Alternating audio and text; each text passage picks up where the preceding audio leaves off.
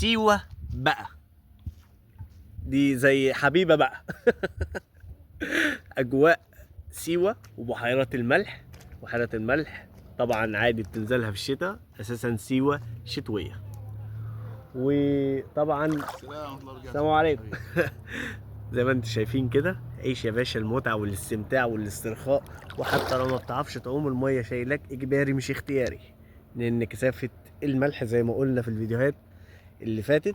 واتفرجوا على فيديوهات سيوة عامة، جايبين لكم لقطات من جميع المزارات المختلفة والبرنامج اللي معانا. وأيوة بغير لما تطلع معايا في مطروح كتير وما تجيش سيوة كتير. أيوة بغير. أحلى أبو حنين.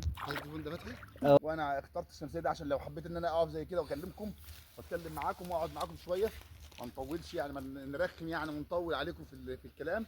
احنا في سيوه، بحيرات الملح في سيوه من اجمل الاماكن العلاجيه السياحيه اللي لازم تيجي فيها وتشوفها وتنزلها.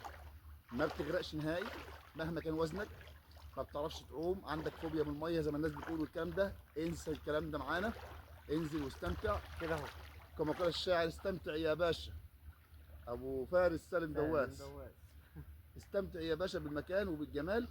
وكما قال الشاعر هاني ابو حنين: والصمت في حرم الجمال ايه؟ جماله. جماله. والصمت في حرم الجمال جماله. تنزل هنا تعيش حياتك ورد حماتك.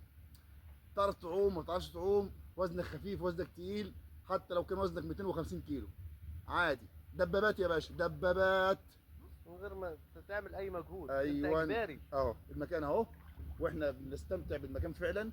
احنا اخترنا بحيره يكون ما فيهاش حد. بص اهو، شوف، بص اهو، احنا اهو، انا اهو.